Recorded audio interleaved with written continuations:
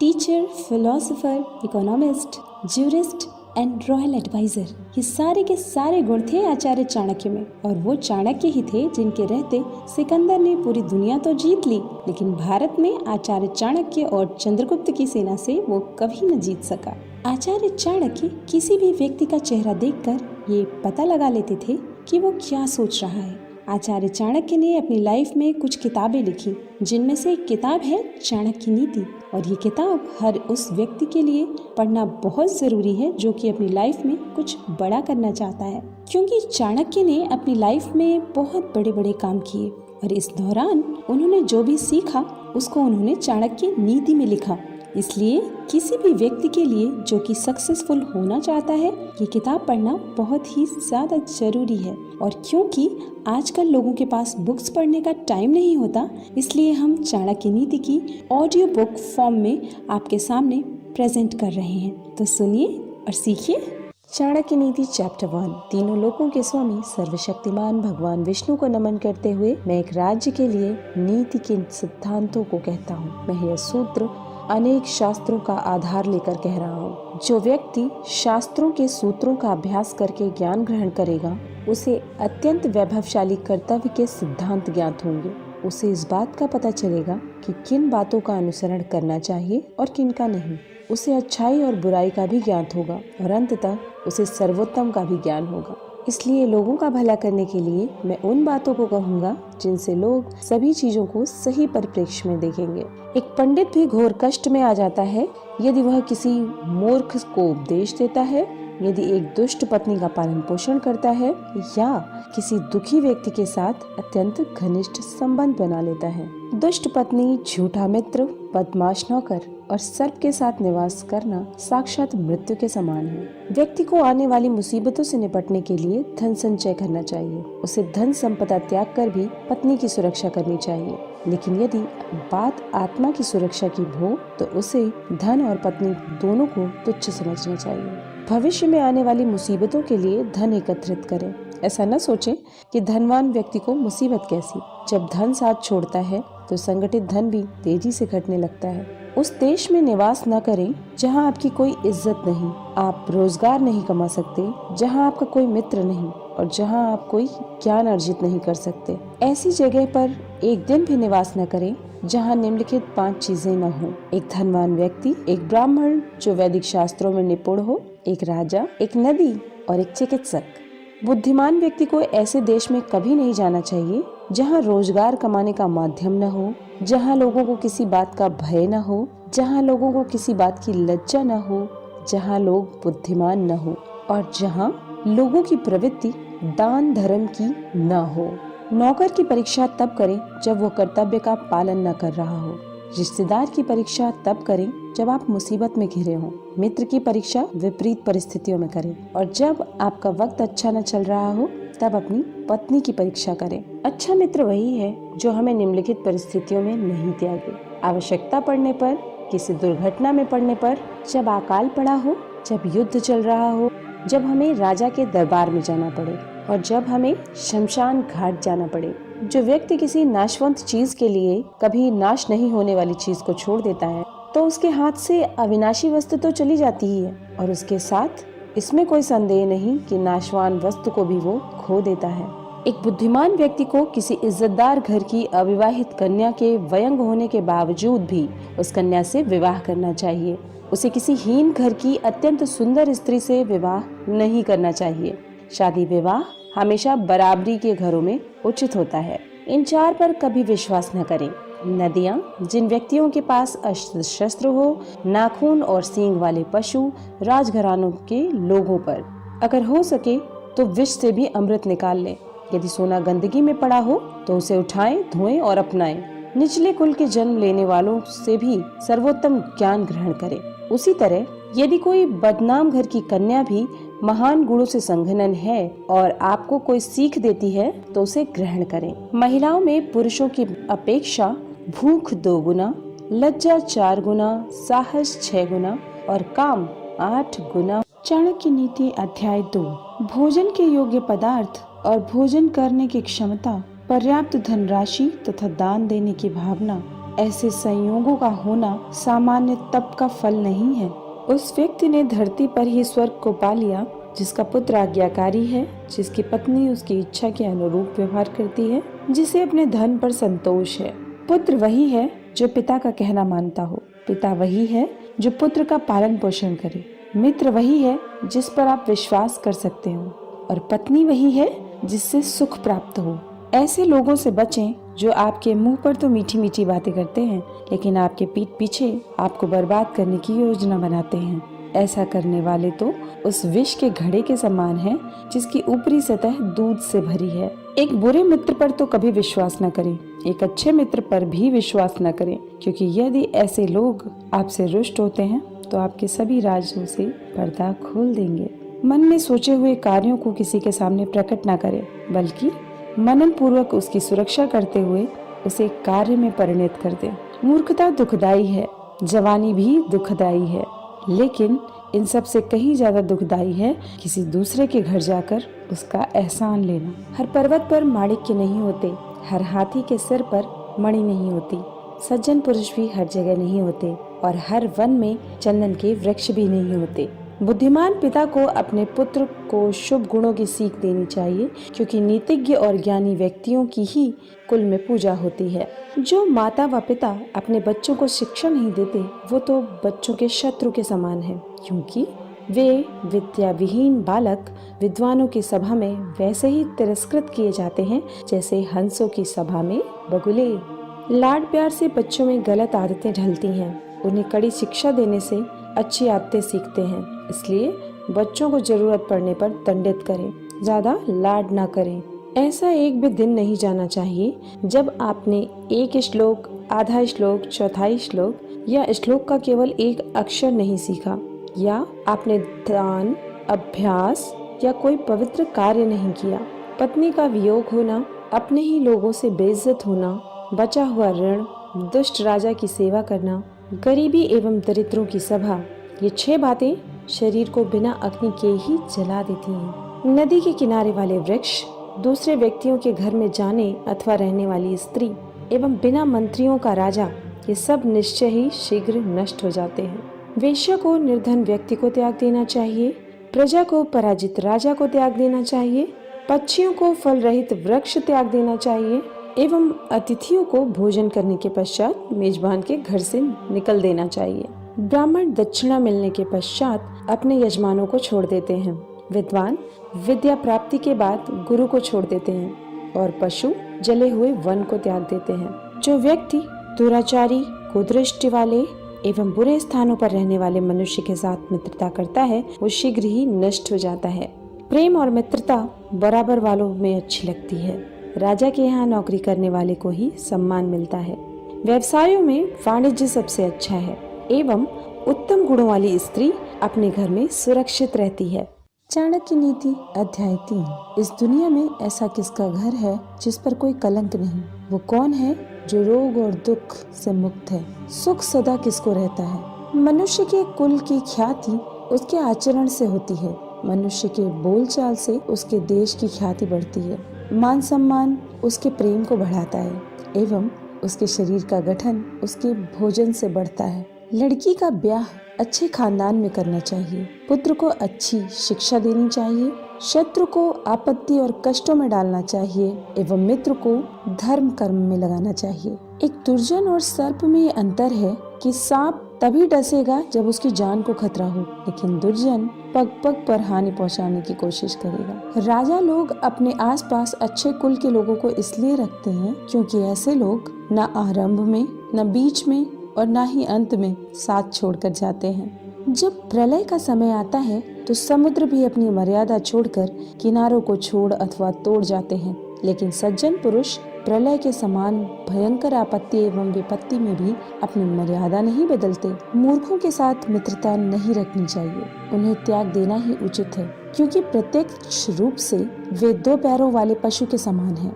जो अपने धारदार वचनों से वैसे ही हृदय को छलनी करता है जैसे अदृश्य कांटा शरीर में घुसकर छलनी करता है। रूप और यौवन से संपन्न तथा कुलीन परिवार में जन्म लेने पर भी विद्याहीन पुरुष पलाश के फूलों के समान है, जो सुंदर तो है लेकिन खुशबू रहित है। कोयल की सुंदरता उसके गायन में है। एक स्त्री की सुंदरता उसके अपने परिवार के प्रति समर्पण में है। एक खूबसूरत आदमी की सुंदरता उसके ज्ञान में है तथा एक तपस्वी की सुंदरता उसकी क्षमाशीलता में है। कुल की रक्षा के लिए एक सदस्य का बलिदान दें, गांव की रक्षा के लिए एक कुल का बलिदान दें, देश की रक्षा के लिए एक गांव का बलिदान दें, आत्मा की रक्षा के लिए देश का बलिदान दें।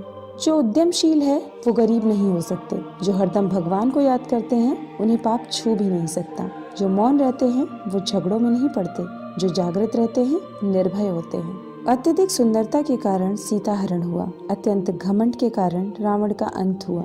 अत्यधिक दान के कारण राजा बाली को भी बंधन में बंधना पड़ा। अतः सर्वत्र अति को त्यागना चाहिए। शक्तिशाली लोगों के लिए कौन सा कार्य कठिन है, व्यापारियों के लिए कौन सी जगह दूर है, विद्वानों के लिए कोई देश विदेश नहीं, मधुभाषियों का कोई शत्रु नहीं।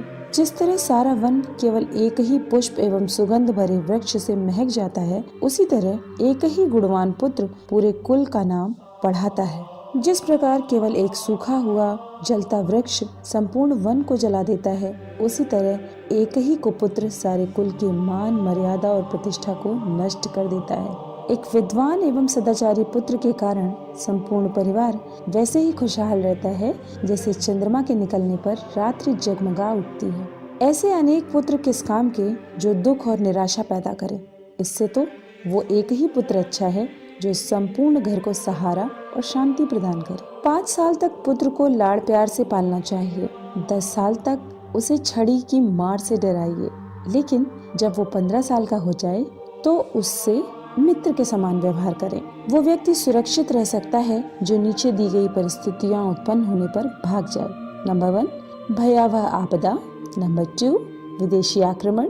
नंबर 3 भयंकर अकाल। नंबर 4 दुष्ट व्यक्ति का संग। जो व्यक्ति निम्नलिखित बातें अर्जित नहीं करता वो बार बार जन्म लेकर मरता है। नंबर 1 धर्म। नंबर 2 अर्थ। नंबर 3 काम।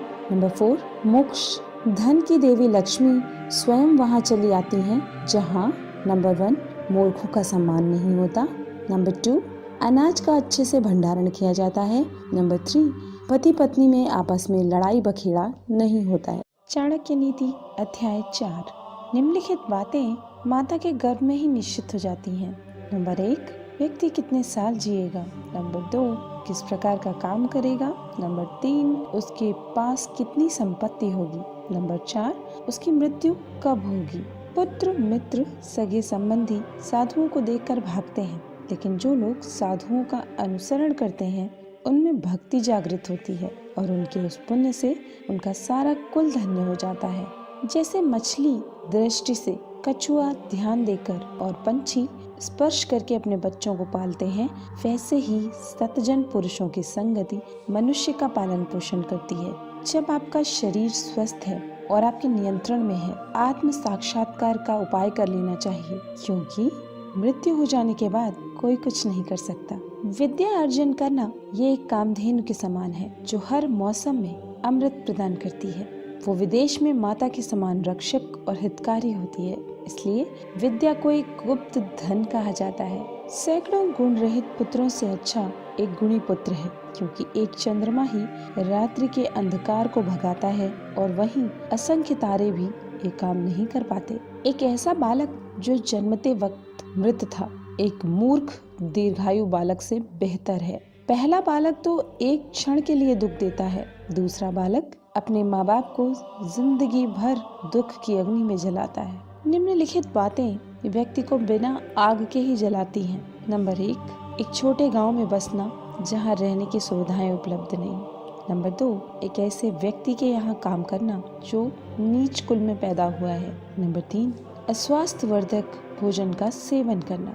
नंबर 4 जिसकी पत्नी हरदम गुस्से में होती है। नंबर 5 जिसको मूर्ख पुत्र है। नंबर 6 जिसकी पुत्री विधवा हो गई हो। वो गाय किस काम की जो न दूध देती है और न बच्चे को जन्म देती है। उसी प्रकार उस बच्चे का जन्म भी किस काम का जो न ही विद्वान हुआ और न ही भगवान का भक्त हुआ। जब व्यक्ति जीवन के दुख से झुलसता है तो उसे निम्नलिखित ही सहारा देते हैं: पुत्र और पुत्री, पत्नी, भगवान के भक्त। ये बातें एक ही बार होनी चाहिए। नंबर 1 राजा का बोलना। नंबर 2, विद्वान व्यक्ति का बोलना। नंबर 3, लड़की का ब्याहना। जब आप तप करते हैं तो अकेले करें, अभ्यास करते हैं तो दूसरों के साथ करें, गायन करते हैं तो 3 लोग करें, कृषि 4 लोग करें, युद्ध अनेक लोग मिलकर करें। वही अच्छी पत्नी है जो शुचिपूर्ण है, पारंगत है, शुद्ध है, पति को प्रसन्न रखने वाली है और सत्यवादी है। जिस व्यक्ति के पास पुत्र नहीं है उसका घर उजाड़ है, जिसे कोई सगे संबंधी नहीं है उसकी सभी दिशाएं उजाड़ है। मूर्ख व्यक्ति का हृदय उजाड़ है, निर्धन व्यक्ति का सब कुछ उजाड़ है। जिस आध्यात्मिक सीख का आचरण नहीं किया जाता वो जहर है। जिसका पेट खराब है उसके लिए भोजन जहर है। निर्धन व्यक्ति के लिए लोगों के किसी सामाजिक या व्यक्तिगत कार्यक्रम में एकत्र होना जहर है। जिस व्यक्ति के पास धर्म और दया नहीं है उसे दूर करो। जिस गुरु के पास आध्यात्मिक ज्ञान नहीं है उसे दूर करो। जिस पत्नी के चेहरे पर हरदम घृणा है उसे दूर करो। जिन रिश्तेदारों के पास प्रेम नहीं है उन्हें दूर करो। सतत भ्रमण करना व्यक्ति को बूढ़ा बना देता है। यदि घोड़े को हरदम बांध कर रखते हैं तो वो बूढ़ा हो जाता है। धूप में रखने से कपड़े पुराने हो जाते हैं। इन बातों को बार बार गौर करें।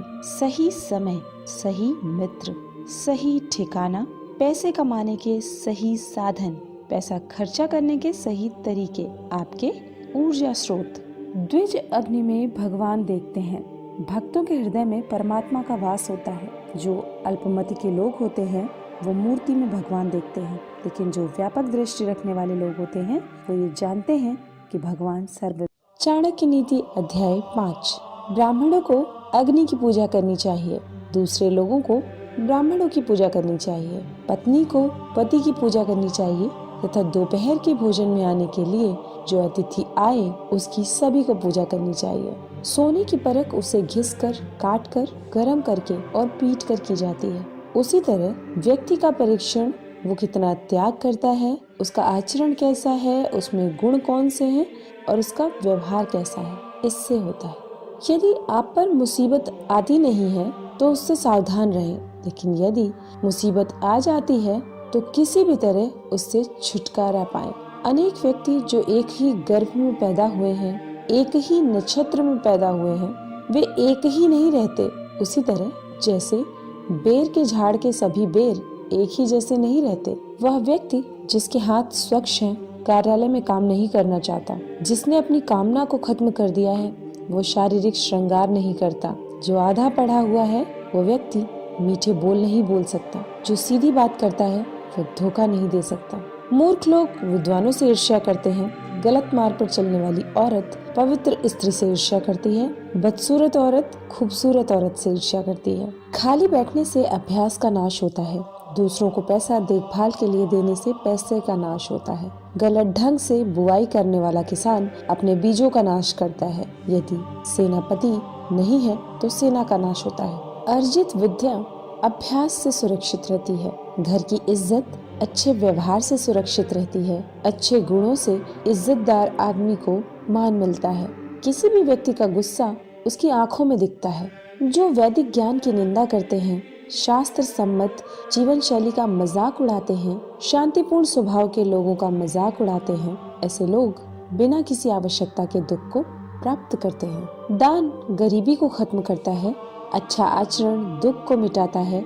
विवेक अज्ञान को नष्ट करता है। जानकारी भय को समाप्त करती है। वासना के समान दुष्कर कोई रोग नहीं, मोह के समान कोई शत्रु नहीं, क्रोध के समान अग्नि नहीं, स्वरूप ज्ञान के समान कोई बोध नहीं। व्यक्ति अकेले ही पैदा होता है, अकेले ही मरता है, अपने कर्मों के शुभ अशुभ परिणाम अकेले ही भोगता है, अकेले ही नरक में जाता है या सदगति प्राप्त करता है। जिसने अपने स्वरूप को जान लिया उसके लिए स्वर्ग तो तिनके के समान है। एक पराक्रमी योद्धा अपने जीवन को तुच्छ मानता है। जिसने अपनी कामना को जीत लिया उसके लिए स्त्री भोग का विषय नहीं, उसके लिए संपूर्ण ब्रह्मांड तुच्छ है। जिसके मन में कोई आसक्ति नहीं। जब आप सफर पर जाते हो तो विद्या अर्जन ही आपका मित्र है। घर में पत्नी मित्र है, बीमार होने पर दवा मित्र है। अर्जित पुण्य मृत्यु के बाद एकमात्र मित्र है। समुद्र में होने वाली वर्षा व्यर्थ है। जिसका पेट भरा हुआ है उसके लिए अन्न व्यर्थ है। पैसे वाले आदमी के लिए भेंट वस्तु का कोई अर्थ नहीं। दिन के समय जलता दिया व्यर्थ है। निर्धन को धन की कामना, पशु को वाणी की कामना, लोगों को स्वर्ग की कामना, देव लोगों को मुक्ति की कामना। सत्य की शक्ति ही इस दुनिया को धारण करती है। सत्य की शक्ति से ही सूर्य प्रकाशमान है, हवाएं चलती हैं। सही में सब कुछ सत्य पर ही आश्रित है। लक्ष्मी जो संपत्ति की देवता है वो चंचला है। हमारी श्वास भी चंचला है। हम कितना जिएंगे इसका कोई ठिकाना नहीं। हम कहाँ रहेंगे ये भी पक्का नहीं। कोई बात यहाँ पर यदि पक्की है तो वो ये कि हमारा अर्जित पुण्य कितना है। आदमियों में नाई सबसे धूर्त है, कौवा पक्षियों में सबसे धूर्त है, लोमड़ी प्राणियों में सबसे धूर्त है, औरतों में लंपट औरत सबसे धूर्त है। ये सब आपके पिता हैं। नंबर 1 जिसने आपको जन्म दिया है। नंबर 2 जिसने आपका यज्ञोपवीत संस्कार किया है। नंबर 3 जिसने आपको पढ़ाया है। नंबर 4 जिसने आपको भोजन दिया है। नंबर 5 जिसने आपको भयपूर्ण परिस्थितियों में बचाया है। इन सब को अपनी माताएं समझें। नंबर 1 राजा की पत्नी। नंबर 2 गुरु की पत्नी। नंबर 3 मित्र की पत्नी। नंबर 4 पत्नी की माँ। नंबर 5 आपकी माँ। चाणक्य नीति अध्याय 6। श्रवण करने से धर्म का ज्ञान होता है, द्वेष दूर होते हैं, ज्ञान की प्राप्ति होती है और माया की आसक्ति से मुक्ति होती है। पक्षियों में कौवा नीच है, पशुओं में कुत्ता नीच है। जो तपस्वी पाप करता है वो घिनौना है, लेकिन जो दूसरों की निंदा करता है वो सबसे बड़ा चांडाल है। राख से घिसने पर पीतल चमकता है, तांबा इमली से साफ होता है, औरतें प्रदर से शुद्ध होती है, नदी बहती रहे तो साफ रहती है।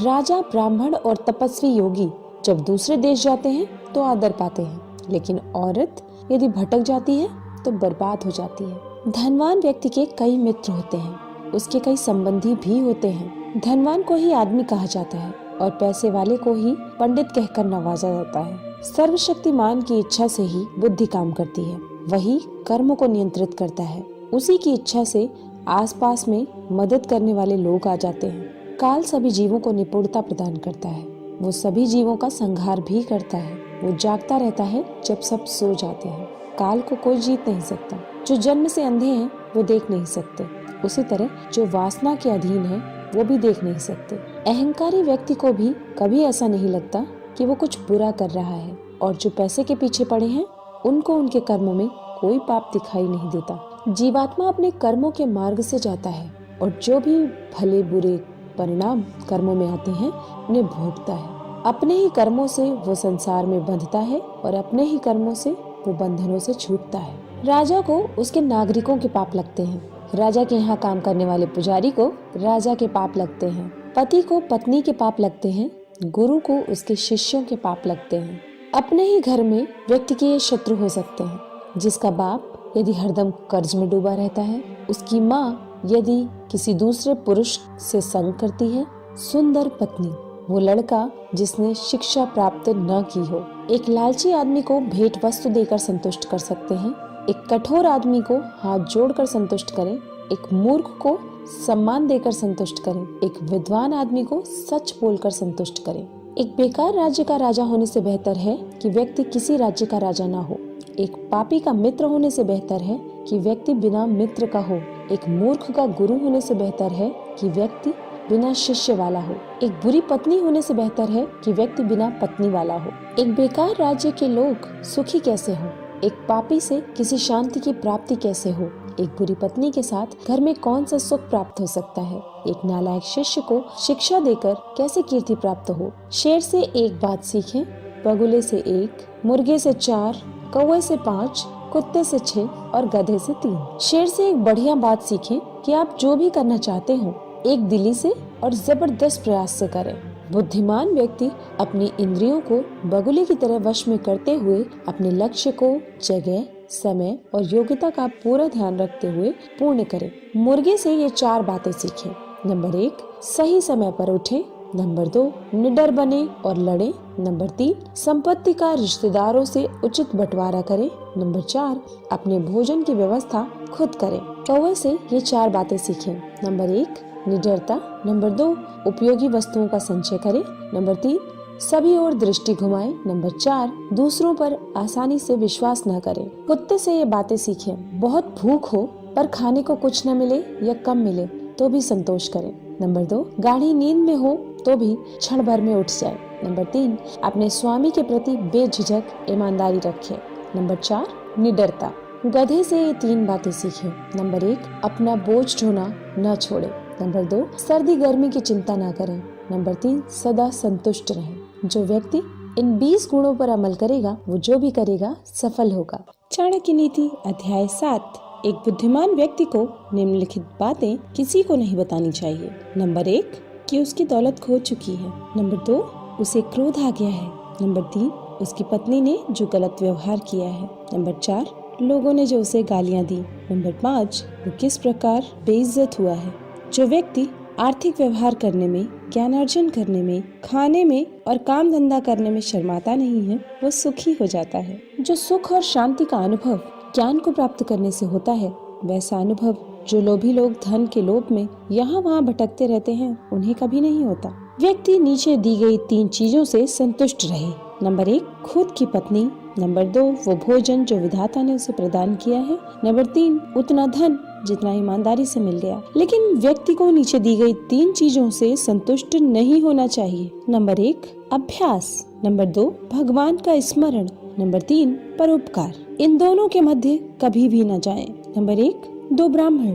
नंबर 2, ब्राह्मण और उसके यज्ञ में जलने वाली अग्नि। नंबर 3, पति पत्नी। नंबर 4, स्वामी और उनका नौकर। नंबर 5, हल और बैल। अपना पैर कभी भी इनसे न छूने दें। नंबर 1, अग्नि। नंबर 2, आध्यात्मिक गुरु। नंबर 3, ब्राह्मण। नंबर 4, गाय। नंबर 5, एक कुमारिका। नंबर 6, एक उम्र में बड़ा आदमी। नंबर 7, एक बच्चा। हाथी से 1000 गज की दूरी रखें, घोड़े से 100 गज की, सींग वाले जानवर से 10 गज की, लेकिन दुष्ट जहाँ हो उस जगह से ही निकल जाएं। हाथी को अंकुश से नियंत्रण करें, घोड़े को थपथपा के, सींग वाले जानवर को डंडा दिखा के, एक बदमाश को तलवार से। ब्राह्मण अच्छे भोजन से तृप्त होते हैं, मोर मेघ गर्जना से, साधु दूसरों की संपन्नता देखकर और दुष्ट दूसरों की विपदा देखकर। एक शक्तिशाली आदमी से उसकी बात मानकर समझौता करें, एक दुष्ट का प्रतिकार करें, और जिनकी शक्ति आपकी शक्ति के बराबर है उनसे समझौता विनम्रता से या कठोरता से करें। एक राजा की शक्ति उसकी शक्तिशाली भुजाओं में है, एक ब्राह्मण की शक्ति उसके स्वरूप ज्ञान में है, एक स्त्री की शक्ति उसकी सुंदरता, तारुण्य और मीठे वचनों में है। अपने व्यवहार में बहुत सीधे न रहें, क्योंकि आप यदि वन जाकर देखते हैं तो पाएंगे कि जो पेड़ सीधे उगे उन्हें काट लिया गया, और जो पेड़ आड़े तिरछे हैं वो आज भी खड़े हैं। हंस वहाँ रहते हैं जहाँ पानी होता है, पानी सूखने पर वे उस जगह को छोड़ देते हैं। आप किसी आदमी को ऐसा व्यवहार न करने दें कि वो आपके पास आता और जाता रहे। संचित धन खर्च करने से बढ़ता है, उसी प्रकार जैसे ताजा जल जो अभी आया है बचता है यदि पुराने स्थिर जल को निकाल के बाहर कर दिया जाए। वो व्यक्ति जिसके पास धन है उसके पास मित्र और संबंधी भी बहुत रहते हैं, वो इस दुनिया में टिक पाता है और उसी को इज्जत मिलती है। स्वर्ग में निवास करने वाले देवता लोगों और धरती पर निवास करने वाले लोगों में कुछ सामान्य गुण हैं। नंबर 1, परोपकार। नंबर 2, मीठे वचन। नंबर 3, भगवान की आराधना। नंबर 4, ब्राह्मणों की जरूरतों की पूर्ति। नर्क में निवास करने वाले और धरती पर निवास करने वालों में साम्यता। नंबर 1, अत्यधिक क्रोध। नंबर 2, कठोर वचन। नंबर 3, अपने ही संबंधियों से शत्रुता। नंबर 4, नीच लोगों से मैत्री। नंबर 5, हीन हरकतें करने वालों की नौकरी। यदि आप शेर की गुफा में जाते हैं तो आपको हाथी के माथे का मणि मिल सकता है, लेकिन यदि आप लोमड़ी जहाँ रहती है वहाँ जाते हैं तो बछड़े की पूंछ या गधे की हड्डी के अलावा कुछ नहीं मिलेगा। एक अनपढ़ आदमी की जिंदगी किसी कुत्ते की पूंछ की तरह बेकार है, उससे न उसकी इज्जत ही ढकती है और न ही कीड़े मक्खियों को भगाने के काम आती है। यदि आप दिव्यता चाहते हैं तो आपकी बोली, मन और इंद्रियों में शुद्धता होनी चाहिए। उसी प्रकार आपके हृदय में करुणा भी होनी चाहिए। जिस प्रकार एक फूल में खुशबू है, तिल में तेल है, लकड़ी में अग्नि है, दूध में घी है, गन्ने में गुड़ है, उसी प्रकार यदि आप ठीक से देखते हैं तो हर व्यक्ति में परमात्मा है। चाणक्य नीति अध्याय 8। नीच वर्ग के लोग दौलत चाहते हैं, मध्यम वर्ग के लोग दौलत और इज्जत दोनों चाहते हैं, लेकिन उच्च वर्ग के लोग सम्मान चाहते हैं, क्योंकि सम्मान ही उच्च लोगों की असली दौलत है। दीपक अंधेरे का भक्षण करता है, इसलिए काला धुआं बनता है। इसी प्रकार जिस प्रकार का अन्न आप खाते हैं, उसी प्रकार के हमारे विचार उत्पन्न होते हैं। हे विद्वान पुरुष, अपनी संपत्ति केवल पात्र को ही दें और दूसरों को कभी न दें। जो जल बादल को समुद्र देता है, वो बड़ा मीठा होता है। बादल वर्षा करके वो जल पृथ्वी के सभी चल अचल जीवों को दे देता है और फिर उसे समुद्र को लौटा देता है। शरीर पर मालिश करने के बाद, शमशान में चिता का धुआं शरीर पर आने के बाद, संभोग करने के बाद, दाढ़ी बनाने के बाद, जब तक आदमी नहा न ले, वो चांडाल रहता है। जल अपच की दवा है। जल चैतन्य निर्माण करता है। यदि उसे भोजन पच जाने के बाद पीते हैं, पानी को भोजन के बाद तुरंत पीना विष पीने के समान है। यदि ज्ञान को उपयोग में न लाया जाए तो वो खो जाता है। यदि आदमी अज्ञानी हो तो वो खो जाता है। सेनापति के बिना सेना खो जाती है, पति के बिना पत्नी खो जाती है। वो आदमी अभागा है जो अपने बुढ़ापे में पत्नी की मृत्यु देखता है। वो भी अभागा है जो अपनी संपदा संबंधियों को सौंप देता है। वो भी अभागा है जो खाने के लिए दूसरों पर निर्भर है। ये बातें बेकार है। वेद मंत्रों का उच्चारण करना, लेकिन निहित यज्ञ कर्मों को न करना। यज्ञ करना, लेकिन बाद में लोगों को दान देकर तृप्त न करना। पूर्णता तो भक्ति से होती है। भक्ति भी सभी सफलताओं का मूल है।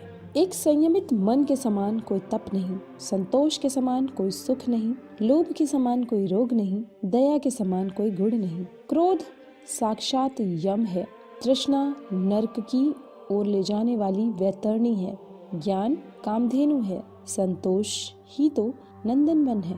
नीति की उत्तमता ही व्यक्ति के सौंदर्य का गहना है। उत्तम आचरण से व्यक्ति उत्तरोत्तर ऊंचे लोक में जाता है। सफलता ही विद्या का आभूषण है। उचित विनियोग ही संपत्ति का गहना है। नीति भ्रष्ट होने से सुंदरता का नाश होता है। हीन आचरण से अच्छे कुल का नाश होता है। पूर्णता न आने से विद्या का नाश होता है। उचित विनियोग के बिना धन का नाश होता है।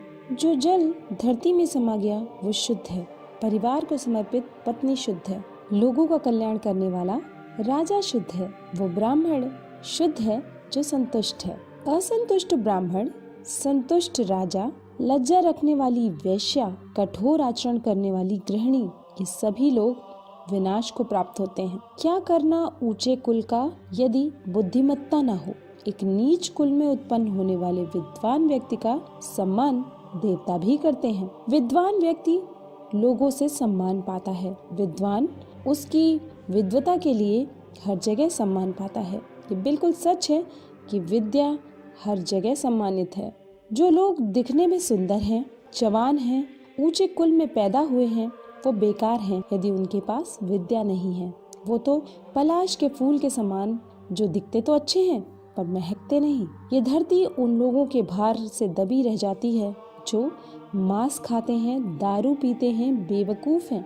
वे सब तो आदमी होते हुए भी पशु हैं। उस यज्ञ के समान कोई शत्रु नहीं जिसके उपरांत लोगों को बड़े पैमाने पर भोजन न कराया जाए। ऐसे यज्ञ राज्यों को खत्म कर देते हैं। यदि पुरोहित यज्ञ में ठीक से उच्चारण न करे तो यज्ञ उसे खत्म कर देता है, और यदि यजमान लोगों को दान एवं भेंट वस्तु न दे तो वो भी यज्ञ द्वारा खत्म हो जाता है। चाणक्य नीति अध्याय 9। तात, यदि तुम जन्म मरण के चक्र से मुक्त होना चाहते हो तो जिन विषयों के पीछे तुम इंद्रियों की संतुष्टि के लिए भागते फिरते हो, उन्हें ऐसे त्याग दो जैसे तुम विष को त्याग देते हो। इन सब को छोड़कर हे तात, तितिक्षा, ईमानदारी का आचरण, दया, शुचिता और सत्य, इसका अमृत पियो। वो कमीने लोग जो दूसरों की गुप्त खामियों को उजागर करते फिरते हैं, उसी तरह नष्ट हो जाते हैं जिस तरह कोई सांप चींटियों के टीलों में जाकर मर जाता है।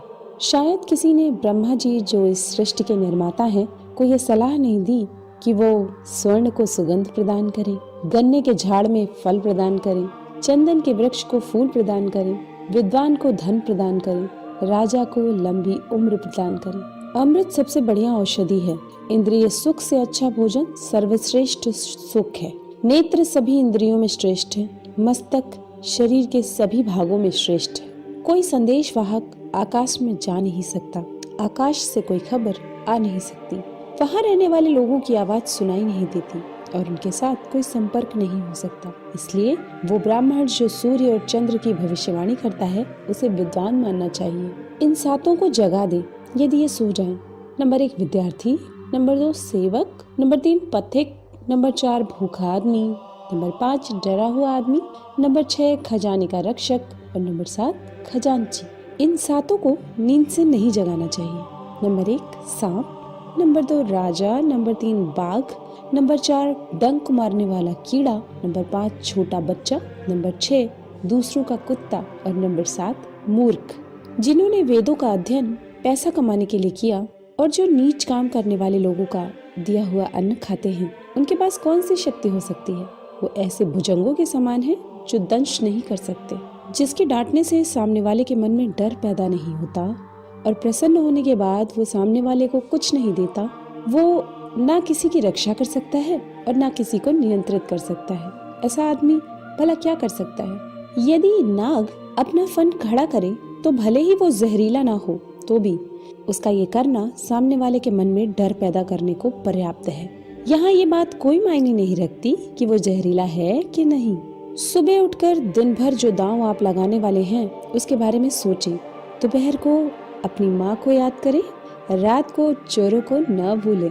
आपको इंद्र के समान वैभव प्राप्त होगा यदि आप अपने भगवान के गले की माला अपने हाथों से बनाएं, अपने भगवान के लिए चंदन अपने हाथों से घिसें, अपने हाथों से पवित्र ग्रंथों को लिखें, गरीबी पर धैर्य से मात करें, पुराने वस्त्रों को स्वच्छ करें, बासी अन्न को गर्म करें, अपनी क्रूरता पर अपने अच्छे व्यवहार से मात करें। चाणक्य नीति अध्याय 10। जिनके पास धन नहीं है वो गरीब नहीं है, वो तो असल में रईस है। यदि उसके पास विद्या है लेकिन जिसके पास विद्या नहीं है वो तो सब प्रकार से निर्धन है। हम अपना हर कदम फूंक फूंक कर रखें, हम छना हुआ जल पिएं, हम वही बातें बोलें जो शास्त्र सम्मत हैं, हम वही काम करें जिसके बारे में हम सावधानी पूर्वक सोच चुके हैं। जिसे अपनी इंद्रियों की तुष्टि चाहिए वो विद्यार्जन करने के सभी विचार भूल जाए और जिसे ज्ञान चाहिए वो अपने इंद्रियों की तुष्टि भूल जाए। जो इंद्रिय विषयों में लगा है उसे ज्ञान कैसा, और जिसे ज्ञान है वो व्यर्थ की इंद्रिय तुष्टि में लगा रहे, ये संभव नहीं। वो क्या है जो कभी कल्पना में नहीं आ सकता? वो कौन सी बात है जिसे करने में औरत सक्षम नहीं है? ऐसी कौन सी बकवास है जो दारू पिया हुआ आदमी नहीं करता? ऐसा क्या है जो कौवा नहीं खाता?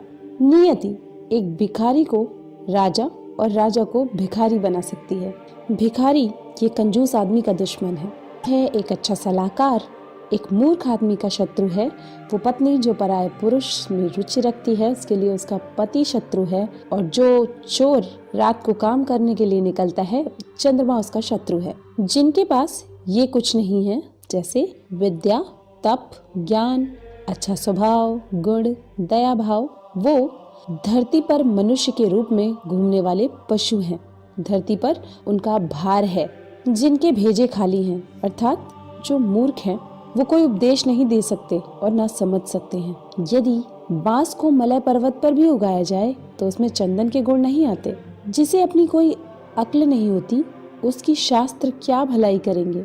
एक अंधा आदमी आईने का क्या करेगा? एक बुरा आदमी सुधर नहीं सकता। आप पृष्ठ भाग को चाहे जितना साफ करें वो श्रेष्ठ भागों की बराबरी नहीं कर सकता। अपने निकट संबंधियों का अपमान करने से जान जाती है, दूसरों को अपमान करने से दौलत जाती है। राजा का अपमान करने से सब कुछ जाता है। एक ब्राह्मण का अपमान करने से कुल का नाश हो जाता है। ये बेहतर है कि आप जंगल में एक झाड़ के नीचे रहें जहाँ बाघ और हाथी रहते हैं। उस जगह रहकर आप फल खाएं और जलपान करें। आप घास पर सोएं और पुराने पेड़ों की खालें पहने, लेकिन आप अपने सगे संबंधियों में न रहें यदि आप निर्धन हो गए हो। ब्राह्मण एक वृक्ष के समान है, उसकी प्रार्थना ही उसका मूल है। वह जो वेदों का गान करता है वो उसकी शाखाएं हैं। वह जो पुण्य कर्म करता है वही उसके पत्ते हैं। इसलिए उसे अपने मूल को बचाना चाहिए। यदि मूल नष्ट हो जाता है तो शाखाएं भी न रहेंगी और पत्ते भी।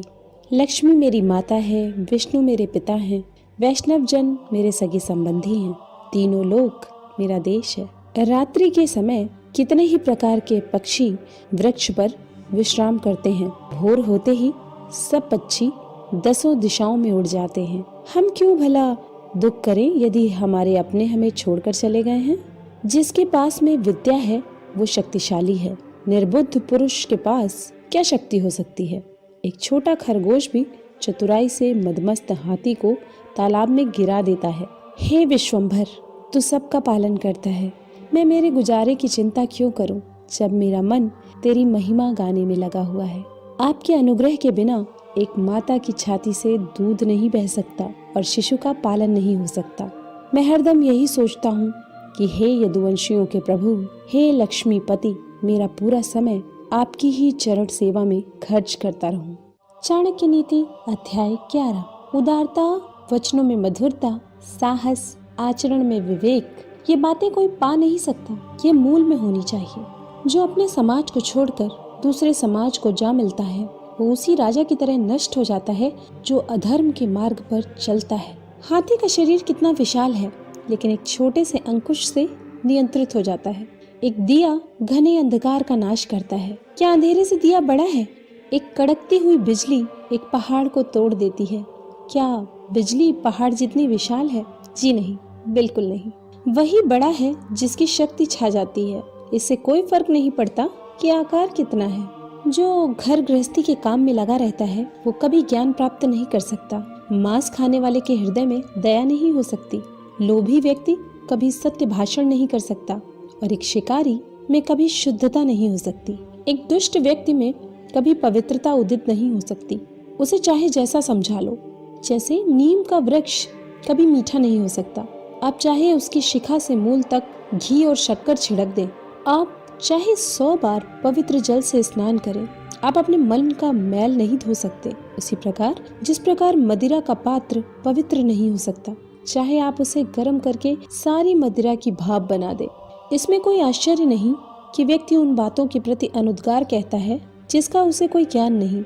उसी प्रकार जैसे एक जंगली शिकारी की पत्नी हाथी के सर का मणि फेंक कर गूंजे की माला धारण करती है। जो व्यक्ति 1 साल तक भोजन करते समय भगवान का ध्यान करेगा और मुंह से कुछ नहीं बोलेगा, उसे 1000 करोड़ वर्ष तक स्वर्गलोक की प्राप्ति होगी। एक विद्यार्थी पूर्ण रूप से निम्नलिखित बातों का त्याग करे। नंबर 1 काम, नंबर 2 क्रोध, नंबर 3 लोभ, नंबर 4 स्वादिष्ट भोजन की अपेक्षा, नंबर 5 शरीर का श्रृंगार, नंबर 6 अत्यधिक जिज्ञासा, नंबर 7 अधिक निद्रा, नंबर 8 शरीर निर्वाह के लिए अत्यधिक प्रयास। वो ब्राह्मण जो दुकानदारी में लगा है असल में वैश्य ही है। निम्न स्तर के लोगों से जिस व्यवसाय में संपर्क आता है वो व्यवसाय ब्राह्मण को शूद्र बना देता है। वो ब्राह्मण जो दूसरों के काम में अड़ंगे डालता है, जो दंभी है, स्वार्थी है, धोखेबाज है, दूसरों से घृणा करता है और बोलते समय मुंह से मिठास और हृदय में क्रूरता रखता है, वो एक बिल्ली के समान है। एक ब्राह्मण जो तालाब को, कुएं को, टाके को, बगीचे को और मंदिर को नष्ट करता है वो म्लेच्छ है। वो ब्राह्मण जो भगवान की मूर्ति की संपदा चुराता है और जो अपना गुजारा करने के लिए कुछ भी और सब कुछ खाता है वो चांडाल है। एक गुणवान व्यक्ति को वो सब कुछ दान में देना चाहिए जो उसकी आवश्यकता से अधिक है। केवल दान के कारण ही कर्ण, बाली और राजा विक्रमादित्य आज तक चल रहे हैं। देखिए उन मधुमक्खियों को जो अपने पैर दुख से धरती पर पटक रही हैं और वो अपने आप से कहती हैं, आखिर में सब चला ही गया। हमने हमारे शहद को जो बचा कर रखा था ना ही दान दिया और ना ही खुद खाया।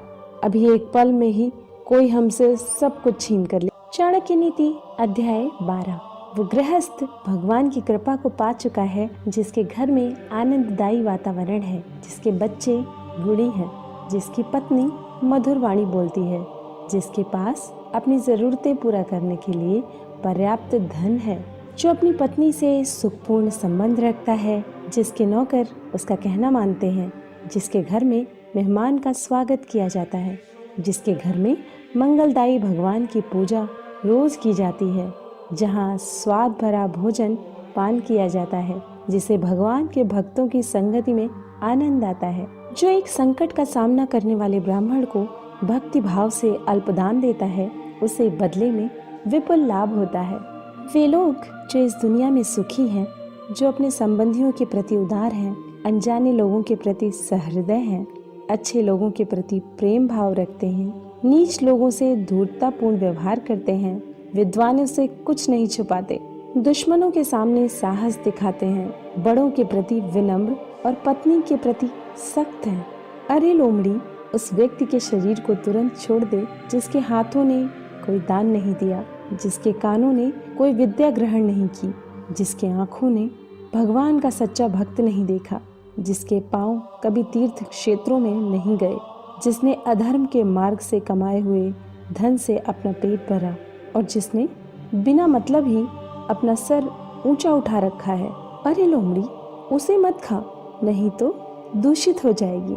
धिक्कार है उन्हें जिन्हें भगवान श्री कृष्ण जो माँ यशोदा के लाडले हैं, उनके चरण कमलों में कोई भक्ति नहीं।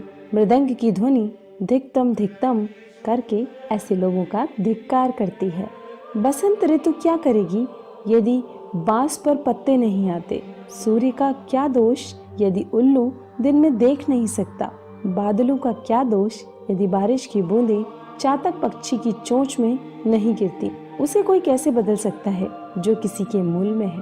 एक दुष्ट के मन में सद्गुणों का उदय हो सकता है यदि वह एक भक्त के सत्संग करता है, लेकिन दुष्ट का संग करने से भक्त दूषित नहीं होता। जमीन पर जो फूल गिरता है उससे धरती सुगंधित होती है, लेकिन पुष्प को धरती की गंध नहीं लगती। उसका सही से कल्याण हो जाता है जिसे भक्त के दर्शन होते हैं। भक्त में तुरंत शुद्ध करने की क्षमता है। पवित्र क्षेत्र में तो लंबे समय के संपर्क से शुद्धि होती है। एक अजनबी ने एक ब्राह्मण से पूछा, बताइए इस शहर में महान क्या है? ब्राह्मण ने जवाब दिया कि खजूर के पेड़ का समूह महान है। अजनबी ने सवाल किया, यहाँ दानी कौन है? जवाब मिला कि ये धोबी जो सुबह से कपड़े ले जाता है और शाम को लौटाता है। प्रश्न हुआ, यहाँ सबसे काबिल कौन है? जवाब मिला, यहाँ हर कोई दूसरे का द्रव्य और दारा हरण करने में काबिल है। प्रश्न हुआ कि आप ऐसी जगह रह कैसे लेते हैं? जवाब मिला कि जैसे एक कीड़ा एक दुर्गंध युक्त जगह पर रहता है। वो घर जहाँ ब्राह्मणों के चरण कमल को धोया नहीं जाता, जहाँ वैदिक मंत्रों का जोर से उच्चारण नहीं होता और जहाँ भगवान को और पितरों को भोग नहीं लगाया जाता, वो घर एक शमशान है। सत्य मेरी माता है, आध्यात्मिक ज्ञान मेरा पिता है, धर्माचरण मेरा बंधु है, दया मेरा मित्र है, भीतर की शांति मेरी पत्नी है, क्षमा मेरा पुत्र है।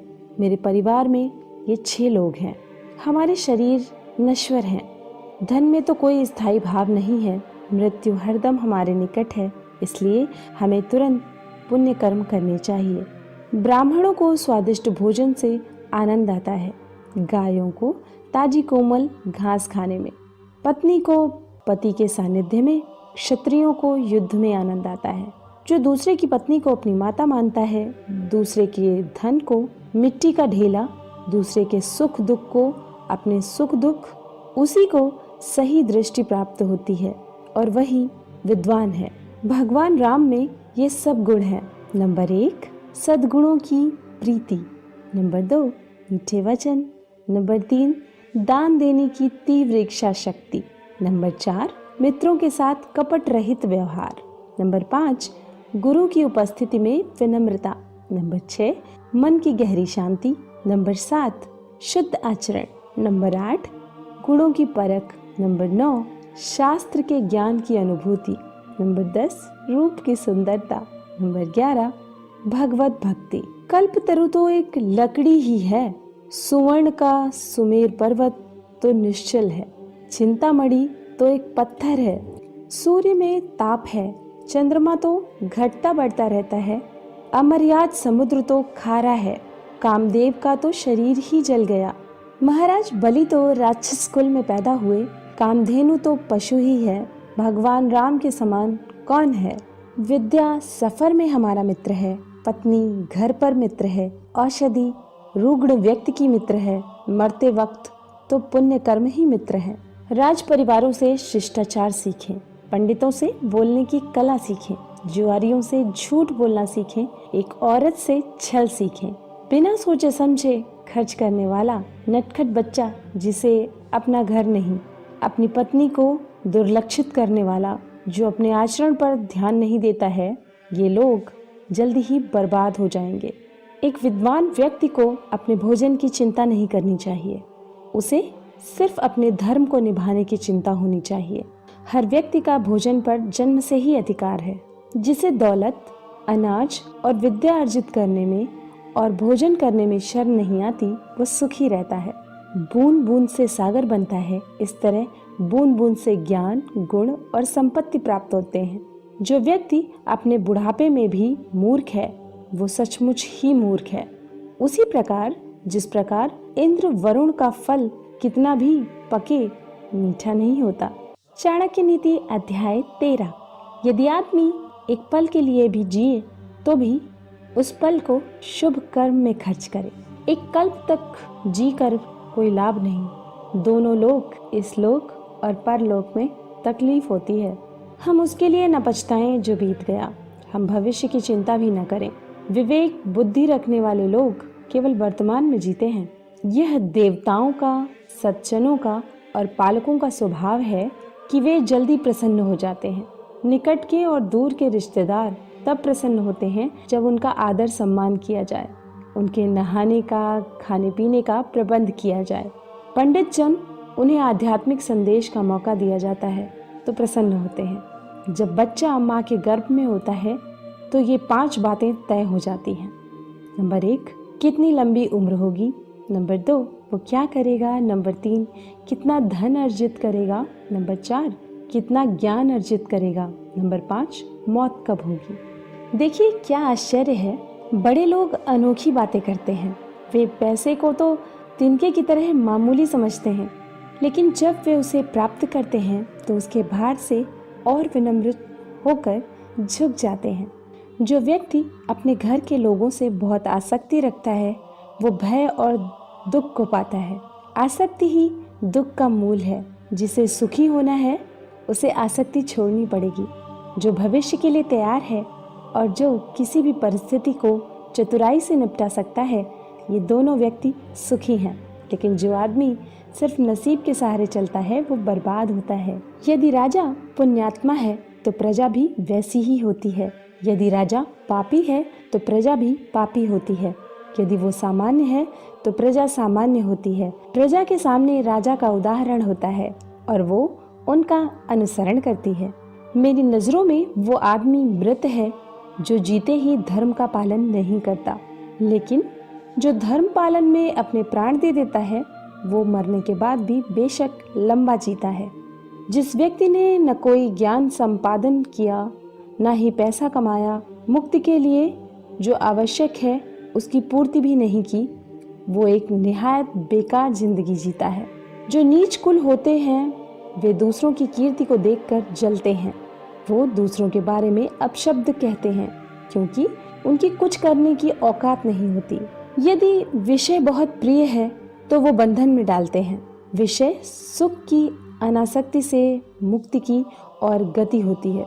इसलिए मुक्ति या बंधन का मूल मन ही है। जो आत्म स्वरूप का बोध होने से खुद को शरीर नहीं मानता, वो हरदम समाधि में रहता है, भले ही उसका शरीर कहीं भी चला जाए। किसी को सब सुख प्राप्त हुए जिसकी कामना की, सब कुछ भगवान के हाथ में है। इसलिए हमें संतोष में जीना होगा। जिस प्रकार एक गाय का बछड़ा हजारों गायों में अपनी माँ के पीछे चलता है, उसी तरह कर्म आदमी के पीछे चलते हैं। जिसके काम करने में कोई व्यवस्था नहीं, उसे कोई सुख नहीं मिल सकता। लोगों के बीच या वन में, लोगों के मिलने से उसका हृदय जलता है और वन में तो कोई सुविधा होती ही नहीं। यदि आदमी उपकरण का सहारा ले तो गर्भ जल से पानी निकाल सकता है। उसी तरह यदि विद्यार्थी अपने गुरु की सेवा करे तो गुरु के पास जो ज्ञान निधि है वो उसे प्राप्त हो सकती है। हमें अपने कर्म का फल मिलता है हमारी बुद्धि पर। इसके पहले हमने जो कर्म किए हैं उसका निशान है। इसलिए जो विद्वान लोग हैं वो सोच विचार कर कर्म करते हैं। जिस व्यक्ति ने आपको आध्यात्मिक महत्ता का एक अक्षर भी पढ़ाया हो, उसकी पूजा करनी चाहिए। जब युग का अंत हो जाएगा तो मेरु पर्वत डिग जाएगा। जब कल्प का अंत होगा तो 7 समुद्र का पानी विचलित हो जाएगा। लेकिन साधु कभी भी अपने आध्यात्मिक मार्ग से नहीं डिगेगा। इस धरती पर अन्न, जल और मीठे वचन ये असली रत्न हैं। मूर्खों को लगता है पत्थर के टुकड़े रत्न हैं। चाणक्य नीति अध्याय 14। गरीबी, दुख और एक बंदी का जीवन, ये सब व्यक्ति के किए हुए पापों का ही फल है। आप दौलत, मित्र, पत्नी और राज्य गंवा कर वापस पा सकते हैं, लेकिन यदि आप अपनी काया गंवा देते हैं तो वापस नहीं मिलेगी। यदि हम बड़ी संख्या में एकत्र हो जाएं तो दुश्मन को हरा सकते हैं। उसी प्रकार जैसे घास के तिनके एक दूसरे के साथ रहने के कारण भारी वर्षा में भी क्षय नहीं होते, पानी पर तेल, एक कमीने आदमी को बताया हुआ राज, एक लायक व्यक्ति को दिया हुआ दान और एक बुद्धिमान व्यक्ति को पढ़ाया हुआ शास्त्रों का ज्ञान अपने स्वभाव के कारण तेजी से फैलते हैं। वो व्यक्ति क्यों मुक्ति को नहीं पाएगा जो निम्नलिखित परिस्थितियों में जो उसके मन की अवस्था होती है उसे कायम रखता है। जब वो धर्म के अनुदेश को सुनता है, जब वो शमशान घाट में होता है, जब वो बीमार होता है, वो व्यक्ति क्यों पूर्णता नहीं हासिल करेगा जो पश्चाताप में जो मन की अवस्था होती है उसी अवस्था को काम करते वक्त बनाए रखेगा। हमें अभिमान नहीं होना चाहिए जब हम ये बातें करते हैं। नंबर 1 परोपकार, नंबर 2 आत्मसंयम, नंबर 3 पराक्रम, नंबर 4 शास्त्र का ज्ञान हासिल करना, नंबर 5 विनम्रता, नंबर 6 नीतिमत्ता। ये करते वक्त अभिमान करने की इसलिए जरूरत नहीं क्योंकि दुनिया बहुत कम दिखाई देने वाले दुर्लभ रत्नों से भरी पड़ी है। वह जो हमारे मन में रहता है, हमारे निकट है, हो सकता है कि वास्तव में वो हमसे बहुत दूर हो। इसलिए वो व्यक्ति जो हमारे निकट है लेकिन हमारे मन में नहीं, वो हमसे बहुत दूर है। यदि हम किसी से कुछ पाना चाहते हैं तो उससे ऐसे शब्द बोलें जिससे वो प्रसन्न हो जाए। उसी प्रकार जैसे एक शिकारी मधुर गीत गाता है जब वो हिरन पर बाण चलाना चाहता है। जो व्यक्ति राजा से, अग्नि से, धर्मगुरु से और स्त्री से बहुत परिचय बढ़ाता है वो विनाश को प्राप्त होता है। जो व्यक्ति इनसे पूर्ण रूप से अलिप्त रहता है उसे अपना भला करने का कोई अवसर नहीं मिलता। इसलिए इनसे सुरक्षित अंतर रखकर संबंध रखना चाहिए। हम इनके साथ बहुत सावधानी से पेश आएं। नंबर 1 अग्नि, नंबर 2 पानी, नंबर 3 औरत, नंबर 4 मूर्ख, नंबर 5 सांप, नंबर 6 राज परिवार के सदस्य। जब जब हम इनके संपर्क में आते हैं, क्योंकि ये हमें एक झटके में मौत तक पहुंचा सकते हैं, वही व्यक्ति जीवित है जो गुणवान है और पुण्यवान है। लेकिन जिसके पास धर्म और गुण नहीं, उसे क्या शुभ कामना दी जा सकती है। यदि आप दुनिया को एक काम करके जीतना चाहते हैं तो इन 15 को अपने काबू में रखो, इन्हें इधर उधर भागने न दे। 5 इंद्रियों के विषय। नंबर 1 जो दिखाई देता है, 2 जो सुनाई देता है, 3 जिसकी गंध आती है, 4 जिसका स्वाद आता है, 5 जिसका स्पर्श होता है। 5 इंद्रिय। नंबर 1 आँख, नंबर 2 कान, नंबर 3 नाक, नंबर 4 जिह्वा, नंबर 5 त्वचा। 5 कामेंद्रियां। नंबर 1 हाथ, नंबर 2 पाँव, नंबर 3 मुंह, नंबर 4 ज्ञानेंद्रिय, नंबर 5 गुदा। वही पंडित है जो वही बात बोलता है जो प्रसंग के अनुरूप हो, अपनी शक्ति के अनुरूप दूसरों की प्रेम की से सेवा करता है, जिसे अपने क्रोध की मर्यादा का पता है। एक ही वस्तु देखने वालों की योग्यता के अनुरूप अलग अलग दिखती है, तब करने वाले को वस्तु में देखकर कोई कामना नहीं जागती। जो व्यक्ति बुद्धिमान है वो निम्नलिखित बातें किसी को न बताए। वो औषधि जो उसने बनाई है, जो अच्छा काम कर रही है, वो परोपकार जो उसने किया, उसके घर के झगड़े, उसकी पत्नी के साथ होने वाली व्यक्तिगत बातें, उसने जो ठीक से न पकाया हुआ खाना खाया, जो गालियां उसने सुनी। कोकिल तब तक मौन रहते हैं जब तक वो मीठा गाने की काबिलियत हासिल नहीं कर लेते और सबको आनंद नहीं पहुंचा सकते। हम निम्नलिखित बातें प्राप्त करें और उसे कायम रखें। हमें पुण्य कर्म के जो आशीर्वाद मिले, धन, अनाज, वो शब्द जो हमने हमारे आध्यात्मिक गुरु से सुने, कम पाई जाने वाली दवाइयाँ। हम ऐसा नहीं करते हैं तो जीना मुश्किल हो जाएगा। कुसंग का त्याग करें और संत जनों से मेल जोल बढ़ाएं। दिन और रात गुणों का संपादन करें, उस पर हमेशा चिंतन करें जो शाश्वत है और जो अनित्य है उसे भूल जाएं। चाणक्य नीति अध्याय 15। वो व्यक्ति जिसका हृदय हर प्राणी मात्र के प्रति करुणा से पिघलता है, उसे जरूरत क्या है किसी ज्ञान की, मुक्ति की, सर के ऊपर जटा जूट रखने की और अपने शरीर पर राख मलने की। इस दुनिया में वो खजाना नहीं है जो आपको आपके सद्गुरु ने एक ज्ञान का एक अक्षर दिया उसके कर्ज से मुक्त कर सके। कांटों और दुष्ट लोगों से बचने के 2 उपाय हैं। पैरों में जूते पहनो और उन्हें इतना शर्मसार करो कि वो अपना सर उठा न सके और आपसे दूर रहे। जो अस्वच्छ कपड़े पहनता है, जिसके दांत साफ नहीं, जो बहुत खाता है, जो कठोर शब्द बोलता है, जो सूर्योदय के बाद उठता है, उसका कितना भी बड़ा व्यक्तित्व क्यों न हो, वो लक्ष्मी की कृपा से वंचित रह जाएगा।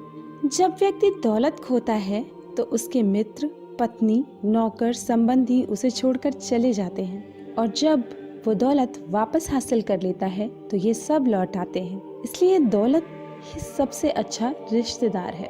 पाप से कमाया हुआ पैसा 10 साल रह सकता है, 11वें साल में वो विलुप्त हो जाता है। एक महान आदमी जब कोई गलत काम करता है तो उसे कोई अच्छा नहीं कहता। एक नीच आदमी जब कोई अच्छा काम करता है तो उसका धिक्कार होता है। देखिए, अमृत पीना तो अच्छा है, लेकिन राहु की मौत अमृत पीने से ही हुई। विष पीना नुकसानदायी है, लेकिन भगवान शंकर ने जब विष का पान किया तो विष उनके गले का अलंकार हो गया। एक सच्चा भोजन वो है जो ब्राह्मण को देने के बाद शेष है। प्रेम वो सत्य है जो दूसरों को दिया जाता है। खुद से जो प्रेम होता है वो नहीं। वही बुद्धिमत्ता है जो पाप करने से रोकती है। वही दान है जो बिना दिखावे के किया जाता है। यदि आदमी को परख नहीं है तो वो अनमोल रत्नों को तो पैर की धूल में पड़ा हुआ रखता है और घास को सर पर धारण करता है। ऐसा करने से रत्नों का मूल्य कम नहीं होता और घास के तिनकों की महत्ता नहीं बढ़ती। जब विवेक बुद्धि वाला आदमी आता है तो हर चीज को उसकी जगह दिखाता है। शास्त्रों का ज्ञान अगाध है, वो कलाएं अनंत हैं जो हमें सीखनी चाहिए। हमारे पास समय थोड़ा है, जो सीखने के मौके हैं उसमें अनेक विघ्न आते हैं, इसलिए वही सीखें जो अत्यंत महत्वपूर्ण है। उसी प्रकार जैसे हंस पानी छोड़कर उससे मिला हुआ दूध पी लेता है, वो आदमी चांडाल है जो एक दूर से अचानक आए हुए थके अतिथि को आदर सत्कार दिए बिना रात्रि का भोजन खुद खाता है। एक व्यक्ति को चारों वेद और सभी धर्मशास्त्रों का ज्ञान है, लेकिन उसे यदि अपनी आत्मा की अनुभूति नहीं हुई तो वो उसी चमचे के समान है जिसने अनेक पकवानों को हिलाया लेकिन किसी का स्वाद नहीं चखा। वो लोग धन्य हैं, ऊंचे उठे हुए हैं, जिन्होंने संसार समुद्र को पार करते हुए एक सच्चे ब्राह्मण की शरण ली। उनकी शरणागति ने नौका का काम किया। वे ऐसे मुसाफिरों की तरह नहीं हैं जो एक सामान्य जहाज पर सवार हैं जिसके डूबने का खतरा है। चंद्रमा जो अमृत से लबालब है और औषधियों के देवता माना जाता है, जो अमृत के समान अमर और दैदीप्यमान है, उसका क्या हर्ष होता है जब वो सूर्य के घर जाता है, अर्थात दिन में दिखाई देता है। तो क्या एक सामान्य आदमी दूसरों के घर जाकर लघुता को नहीं प्राप्त होगा? ये मधुमक्खी जो कमल की नाजुक पंखुड़ियों में बैठकर उसके मीठे मधु का पान करती थी, वो अब एक सामान्य कुटज के फूल पर अपना ताव मारती है, क्योंकि वो ऐसे देश में आ गई है जहाँ कमल है ही नहीं। उसे कुटज के पराग ही अच्छे लगते हैं। मेरे स्वामी, मैं ब्राह्मणों के घर में इसलिए नहीं रहती क्योंकि अगस्त ऋषि ने गुस्से में समुद्र को, जो मेरे पिता हैं, पी लिया। भृगु मुनि ने आपकी छाती पर लात मारी। ब्राह्मणों को पढ़ने में बहुत आनंद आता है और वे मेरी जो स्पर्धक है उस सरस्वती की हरदम कृपा चाहते हैं और वे रोज कमल के फूल को, जो मेरा निवास है, जलाशय से निकालते हैं और भगवान शिव की पूजा करते हैं। दुनिया में बांधने के ऐसे अनेक तरीके हैं जिससे व्यक्ति को प्रभाव में लाया जा सकता है और नियंत्रित किया जा सकता है। सबसे मजबूत बंधन प्रेम का है। इसका उदाहरण वो मधुमक्खी है जो लकड़ी को छेड़ सकती है लेकिन फूल की पंखुड़ियों को छेदना पसंद नहीं करती, चाहे उसकी जान चली जाए। चंदन कट जाने पर भी अपनी महक नहीं छोड़ते। हाथी बूढ़ा होने पर भी अपनी लीला नहीं छोड़ता। गन्ना निचोड़े जाने पर भी अपनी मिठास नहीं छोड़ता।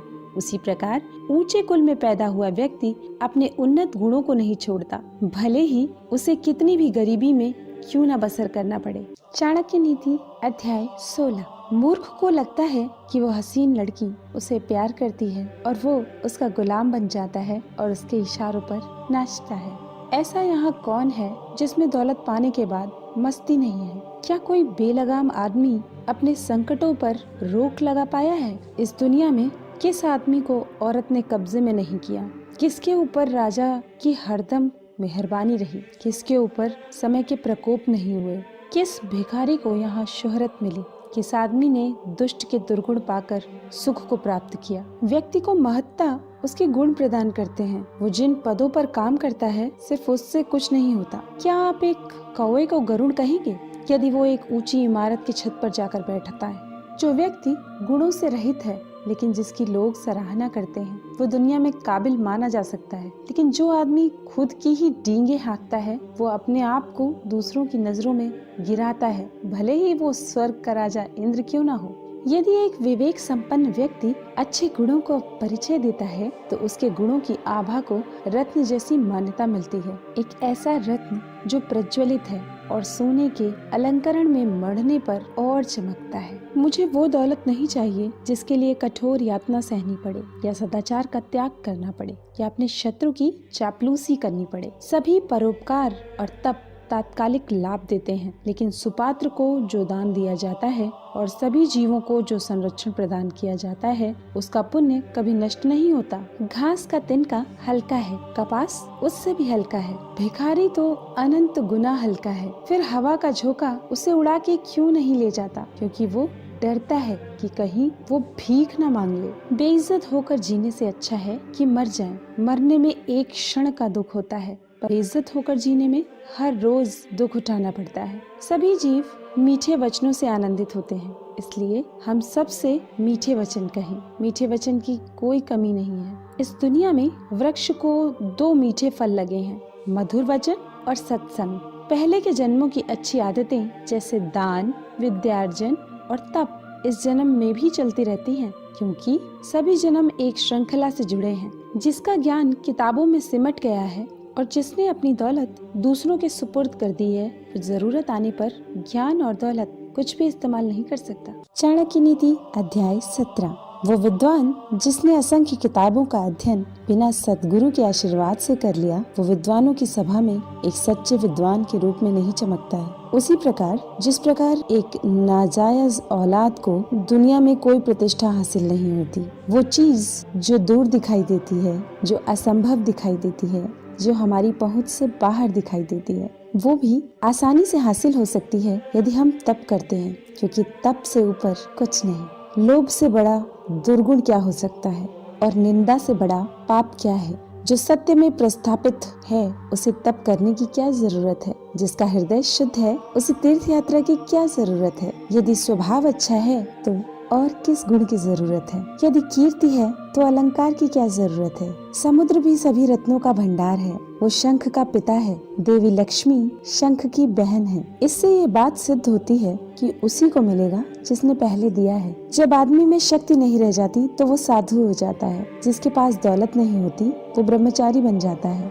रुग्ण भगवान का भक्त हो जाता है। जब औरत बूढ़ी हो जाती है तो पति के प्रति समर्पित हो जाती है। सांप के दंश में विष होता है, कीड़े के मुंह में विष होता है, बिच्छू के डंक में विष होता है, लेकिन दुष्ट व्यक्ति तो पूर्ण रूप से विष से भरा होता है। जो स्त्री अपने पति की सम्मति के बिना व्रत रखती है और उपवास करती है, वो उसकी आयु घटाती है और खुद नरक में जाती है। स्त्री दान देकर, उपवास रखकर और पवित्र जल का पान करके पावन नहीं हो सकती। वो पति के चरणों को धोने से और ऐसे जल का पान करने से शुद्ध हो जाती है। एक हाथ की शोभा गहनों से नहीं, दान देने से है। चंदन का लेप लगाने से नहीं, जल से नहाने से निर्मलता आती है। एक व्यक्ति भोजन खिलाने से नहीं, सम्मान देने से संतुष्ट होता है। मुक्ति खुद को सजाने से नहीं होती, आध्यात्मिक ज्ञान को जगाने से होती है। जिसमें सभी जीवों के प्रति परोपकार की भावना है, वो सभी संकटों पर मात करता है और उसे हर कदम पर सभी प्रकार की संपन्नता प्राप्त होती है। वो इंद्र के राज्य में जाकर क्या सुख भोगेगा जिसकी पत्नी प्रेम भाव रखने वाली और सदाचारी है, जिसके पास में संपत्ति है, जिसका पुत्र सदाचारी और अच्छे गुण वाला है, जिसको अपने पुत्र द्वारा पौत्र हुए हैं। मनुष्यों में और निम्न स्तर के प्राणियों में खाना, सोना, घबराना और गमन करना समान है। मनुष्य अन्य प्राणियों से श्रेष्ठ है तो विवेक ज्ञान की बदौलत। इसलिए जिन मनुष्यों में ज्ञान नहीं वे पशु हैं।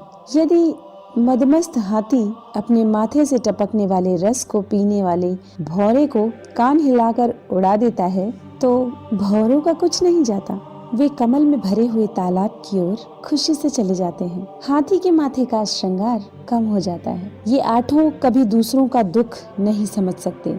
नंबर 1 राजा, नंबर 2 वैश्या, नंबर 3 यमराज, नंबर 4 अग्नि, नंबर 5 चोर, नंबर 6 छोटा बच्चा, नंबर 7 भिखारी और नंबर 8 कर वसूल करने वाला। हे केत की पुष्पा, तुम में तो कीड़े रहते हैं, तुमसे ऐसा कोई फल भी नहीं बनता जो खाया जाए।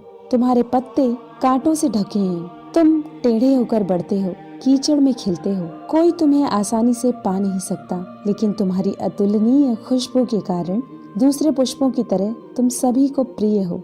इसलिए एक ही अच्छाई अनेक बुराइयों पर भारी पड़ती है।